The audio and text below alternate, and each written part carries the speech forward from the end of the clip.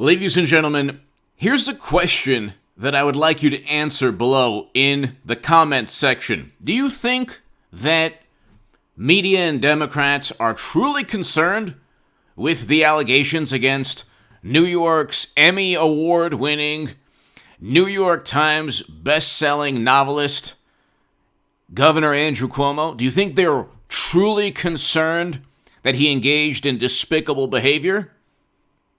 Because they're not going after him, although they're going after him for criminal behavior. They're not going after him for the 13 to 15,000 lives lost because of his decision-making to put elderly people in elderly care facilities, to put people who already had you-know-what in elderly care facilities, putting the most vulnerable New Yorkers at risk at the most vulnerable times in their lives. This was a direct consequence of his decision-making. Trump never made a decision like that throughout the past last year of his presidency. They said, all the lives, it's all his fault, it's all Trump's fault. Trump never made a specific decision that led to anyone's life being lost. Cuomo did. So did Phil Murphy. So did Whitmer. So did other Democrats. But the question below, answer the question if you'd like. Do you think they're truly worried or concerned? Or do you think they're trying to uphold their principles? Because if they want Cuomo to resign, he's now facing arrest. So I'm going to talk about that right now. Former Cuomo staffer files criminal complaint could lead to governor's arrest. Second Democrat in a couple of days.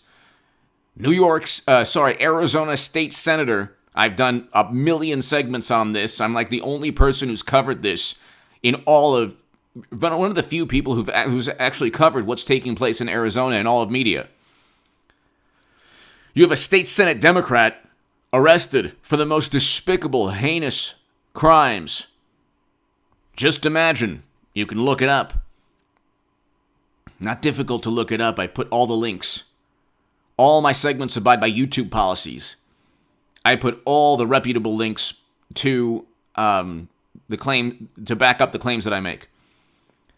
I'll put the Newsweek link here. Former Cuomo staffer files criminal complaint could lead to governor's arrest. Second Democrat in a couple of days. Second Democratic politician in a couple of days to face either be arrested or face arrest.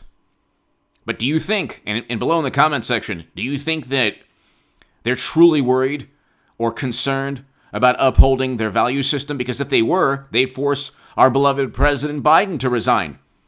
He was literally accused of committing the specific act that Trump talked about but was never accused of in a hot mic. And to Democrats and morally superior liberal voters, they're okay with it. They pick and choose when to level their indignation, condemnation, judgment. It's all part of who they are as human beings, as people. They pick and choose the times to uphold their value system. It's always for political utility.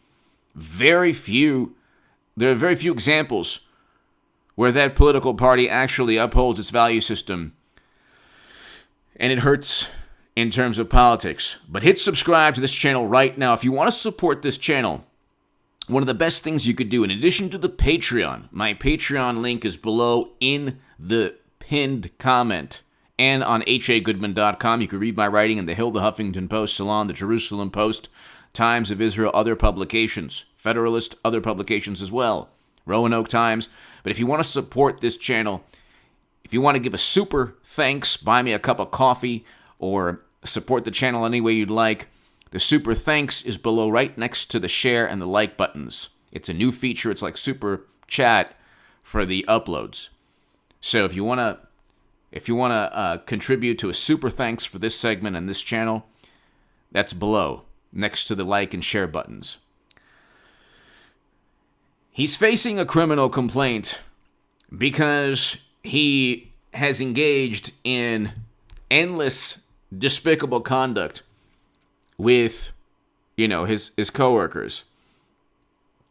But the reality, ladies and gentlemen, is that 2022 is around the corner. He is a liability politically. They don't want him. This is the racket. I have been telling people since last March. I've been telling people, and if you watch this channel, I told everyone, I said, this man put infected people in elderly care facilities. I told people this. I talked about the nursing homes. I told people from the very beginning. It was reported by the New York Post. God bless the New York Post. And the New York Times, it's like, you think maybe they would do some investigative journalism? Nothing. Nobody talked about the Arizona state senator arrested. The Washington Post had one article. Could you imagine if it was a Republican in Arizona? They would link it to the recount. They showed more indignation and contempt for the recount than they did the despicable crimes of a person within their political party, a state senator. I mean, that's what you're talking about. That's what we're dealing with here. I mean, I was a lifelong liberal Democrat. And then in 2016, when I was the biggest Bernie Sanders booster on the internet, according to the Huffington Post, and the unofficial scribe of Sanders' most hardcore voters, according to the Washington Post, I said, wait a second, what's going on? The political party that I thought was always, so much better than the Republican Party, and I'm not a Republican. I like President Trump. I like record low unemployment and a person who opposes the Lincoln Project and Bush, Cheney, and Rumsfeld foreign policy hawks, and negotiates a deal to bring Americans home from never-ending counterinsurgency conflicts, which is what Trump did. He delivers on a lot of things. Very good president. He didn't destroy a country like President Obama in Libya, which is a fact. But, which is reality. That's what President Obama did. He even said it was my worst mistake. Just a little. What's your worst mistake in life? Is it destroying a country? I don't think so. His worst mistake, he admitted, was destroying a country. But anyway, you're looking at. I always thought the Democratic Party is so much better. I always voted Democrat. I voted for Clinton. I voted for Gore. Okay, I voted for President Obama twice. And in 2016, I realized, wait a second, they cheated their own candidate. They don't stand for anything that they claim to stand for. Furthermore, they're actually more militant, infinitely more militant and hawkish than President Trump. And there's this very harmful, unhealthy groupthink. They run on peer pressure, groupthink, hit pieces, public relations, an onslaught of media, Hollywood. I mean, it's peer pressure. It's pure. You learn to become immune to this in high school. If you haven't learned in high school or middle school to just, completely,